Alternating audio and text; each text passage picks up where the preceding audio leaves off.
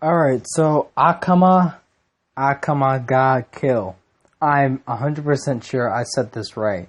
If I didn't, I don't know. I can't talk English. It's under the rule of a tyrannical empire. Tatsumi, a young swordsman, leaves his home to save his poverty-stricken village. He meets a girl named Akama, an assassin who was brainwashed and trained cold by the empire. Akama is a member of the secret assassin's group called Night Raid, who uses special weapons called Tuku. Together, Tatsumi and the members of Night Raid confront the corrupt empire.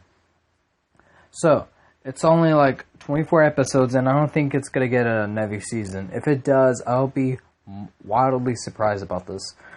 But it's really good. It's only 24 episodes, so it's a good, good passing time for like a day or two, or if you're just like me, the whole entire day, including nights. But yeah, I wasn't too sure to watch any other anime besides Fairy Tail, because Fairy Tail is number one. I'm gonna get to there very soon because I have other anime to watch while there's new episodes of Fairy Tail to wait for.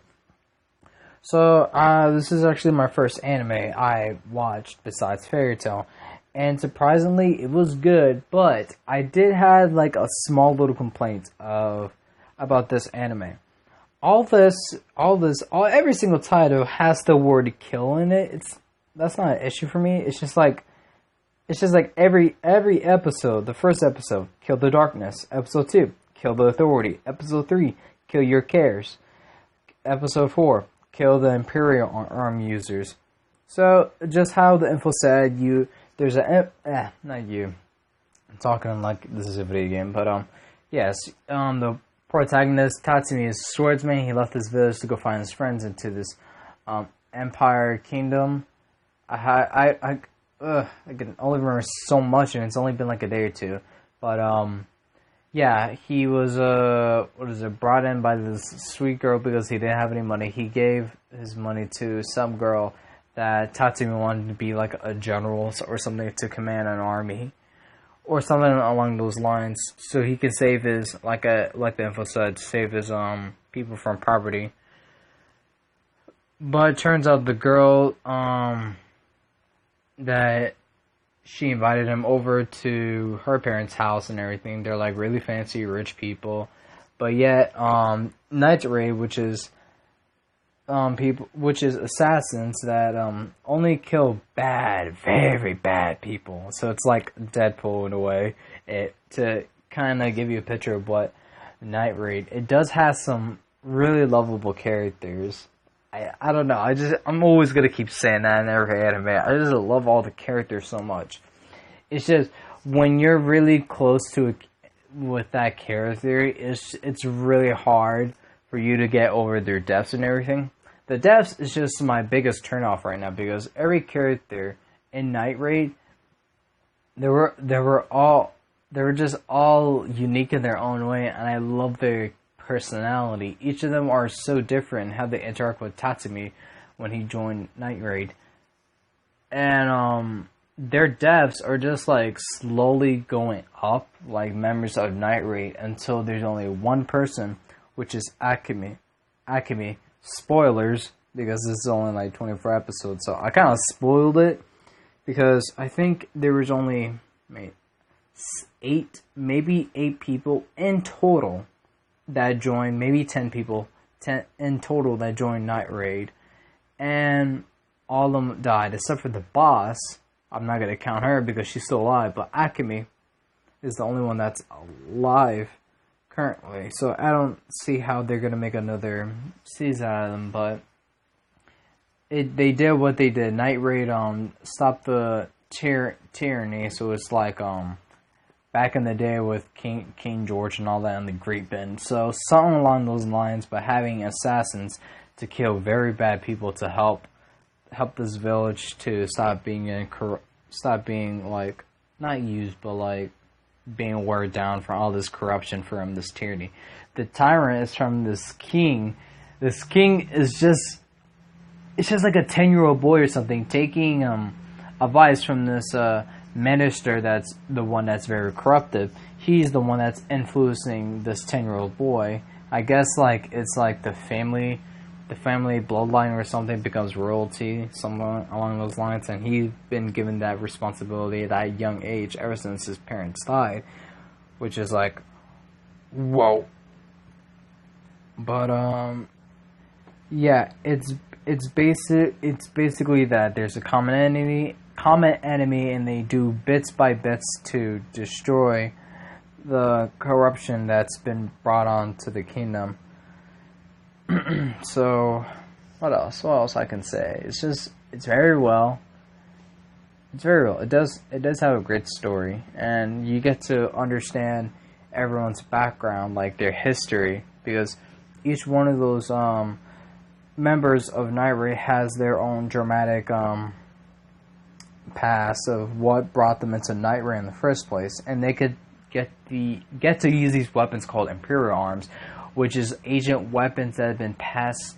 Well, agent weapons that's been like not passed down, but that's been forged or created. It's like a really old agent weapon, and like I think you need to have like a strong connection or like know how to wield it to already use it.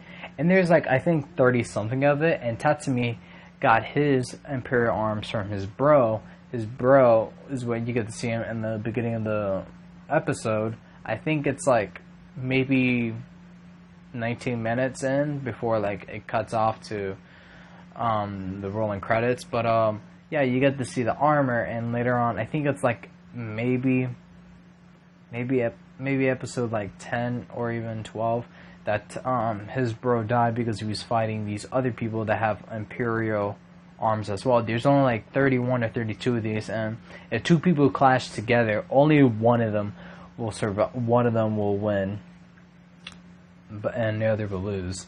It's just all like a 50-50 chance if Tatsumi uses his bro's Imperial weapon is an armor that he can use in this. I think it's like a staff that he uses to friggin' kill people. It's very, very cool. It's very intense though. And I think it's episode 23 or 24 where Tatsumi unleashed like the full power of the armor, the full power of the Imperial armor that he was using, to where it freaking has wings, and it's very cool. And the chemistry that he has with all the other members of Night Raid is just really fun and everything. And some of them like he has good moments, and others are just like plain stupid moments. But it's just very memorable to know. He died for a good cause to help save tremendous people, even though he just wanted to save his village. No, too, and he gave up his life to do what he thinks it was right to do. They're not, for his for his perspective, he thinks they're like assassins for justice, even though they're just cold-blooded murderers that just kill only bad people. But he tried to think of it as a good thing, though, to kill only bad people to set people free from tyranny, that is. But I would rate this anime. It's somewhere at a 9, because like it's just like all the characters' deaths were just like, I feel like they were so forced and so rushed up or pushed in. I know it was supposed to like help Tatsumi to overcome his like friend's death, both of his friends' death, to keep moving forward, to find what he thinks is right for him, and to fight for his lost friends and comrades and everything. But I feel like they shouldn't push that more, because I think, yeah, every single character every single member of Night Raid dies, except for the boss and Akame, which is the last member of Night Raid that's alive. So it's very sad, but also happy at the end if you get to have a chance to see it. But you should definitely watch it on VRV. If you don't know what the app is called, it's a great app. Again, not sponsored by them or anything. I recommend you go watch this. It's only 24 episodes, and it's not that bad. So if you don't want to, that's fine. If you watch Akame Ga Kill, let me know your favorite parts or anything of this anime down below in the comments. I would love to chat to you about that. And anyways, my name is Senegos239, being a weeb once more, and see you in the next one. Peace.